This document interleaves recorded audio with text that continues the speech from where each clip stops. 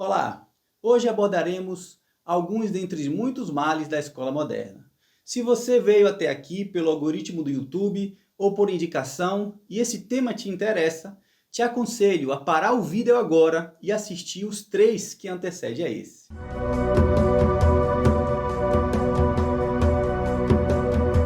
Em grande parte das escolas, a educação é ensinada da perspectiva da filosofia do naturalismo, que começa com o pressuposto de que todas as coisas devem ser explicadas apenas nos termos dos fenômenos naturais observáveis.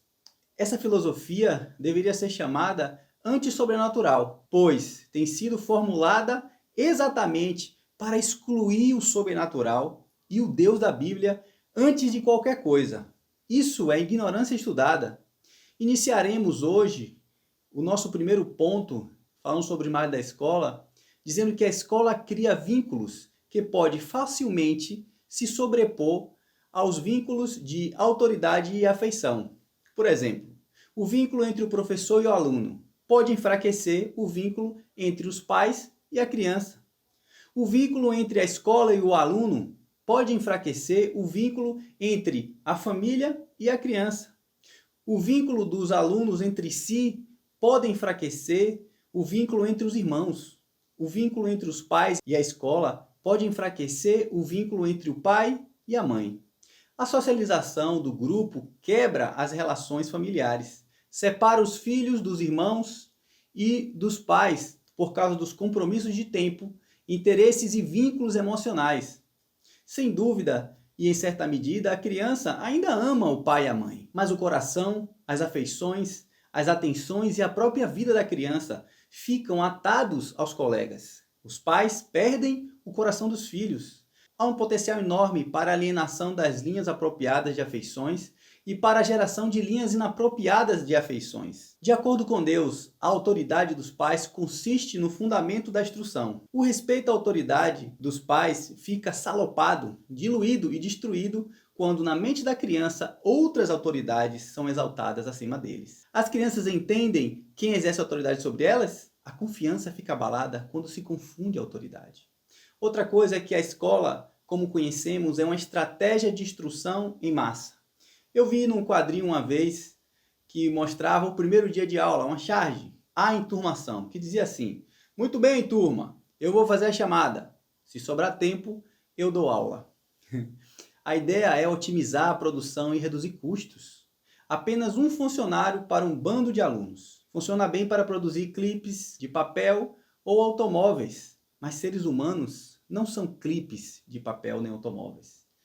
Tratar pessoas como coisas já é em si uma forma de violência. Não tem como fazer bem para a vida emocional de uma criança novinha em formação, ser inserida em um sistema em que, para funcionar, trata ela como objeto. A criança vira aluno, aluno viram números. A escola lança as bases para vivermos em um mundo em que pessoas são tratadas como coisas e coisas têm mais valor que as pessoas. Outro ponto é que as escolas regulares criam um intercâmbio cultural fora do controle dos pais, estabelecendo valores que podem entrar em conflito com o dos pais. O ambiente artificial da escola se torna o cadinho dos valores culturais de vários alunos, professores e administradores.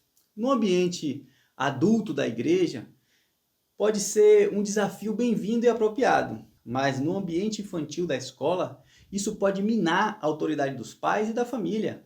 A objeção de alguns pode ser assim: bom, mas as crianças precisam aprender a lidar com o mundo real, não é isso? Os adultos precisam aprender a viver com a justiça do mundo real. As crianças não têm maturidade para responder de forma adequada às sofismáticas pressões culturais. É tarefa dos pais instruí-los e testá-los em situações controladas. E não só polvilhar sobre elas meia dúzia de conselhos e em seguida mergulhá-las no mundo adverso. Se ensinar natação deste modo, a maior parte dos alunos se afogaria. A escola de massas certifica por meio de testes padronizados. São equivalentes ao controle de qualidade das indústrias. Notas e exames padronizados não existe na vida humana e nem na natureza. São uma invenção perversa. Por que perversa? Vou citar dois motivos. testes padronizados só fazem sentido para certificar a qualidade de produtos produzidos em massa. Eles identificam defeitos em cópias.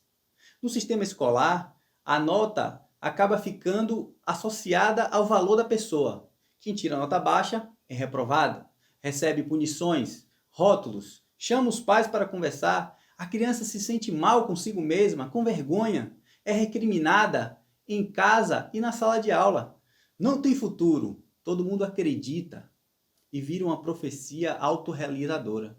A criança, congelada na identidade loser, passa a ser vista como um fracasso. Mas não tem como medir o valor de uma pessoa com notas e exames.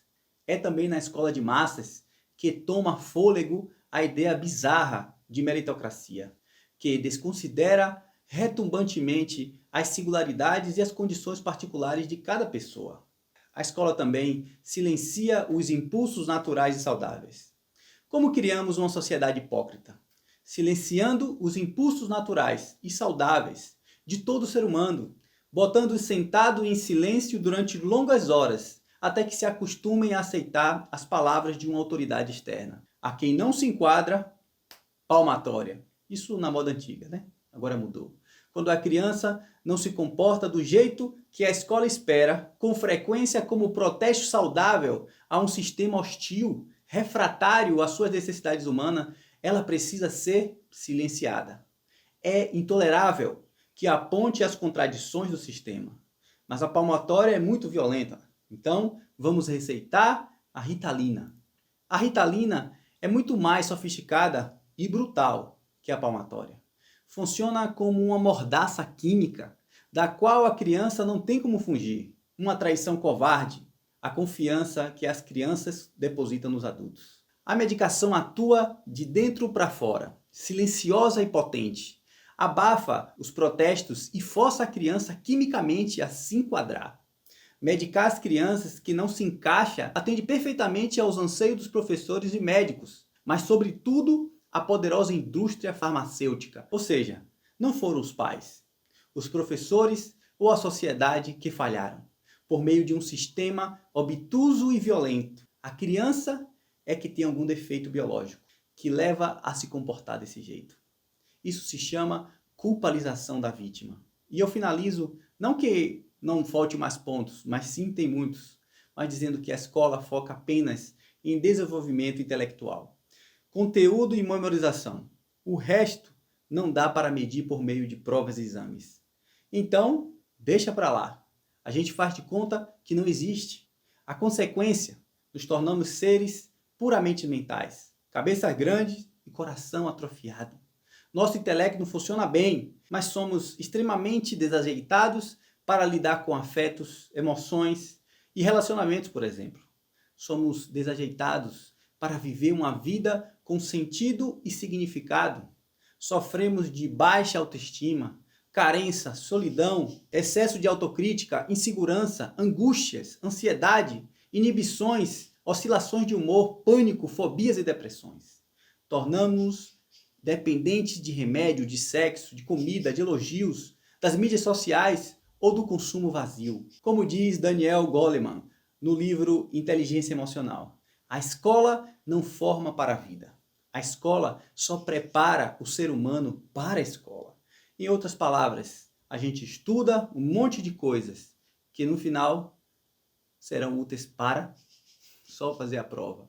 Depois, esquece tudo. Esses dias, meses e anos torturantes, da infância ao começo da vida adulta, que passamos nas escolas, infernizados por programas, tarefas e avaliações, nas palavras de Tião Rocha, são como serviço militar obrigatório. E o mais grave, depois que passam, não voltam atrás. Um desperdício atroz do que temos de mais precioso, a vida leve, despreocupada e apaixonante que poderíamos ter sido e que não foi. Em resumo, o efeito em longo prazo das escolas regulares é tirar o filho dos pais e entregá-los a si mesmos, aos colegas, aos professores, à escola e à cultura neutra em relação à família. Isso conduz de forma necessária à transformação cultural inadequada e desordenada. Efésios 4:6. E vós, pais, não provoqueis a ira dos vossos filhos, mas criai-os na disciplina e admoestação do Senhor.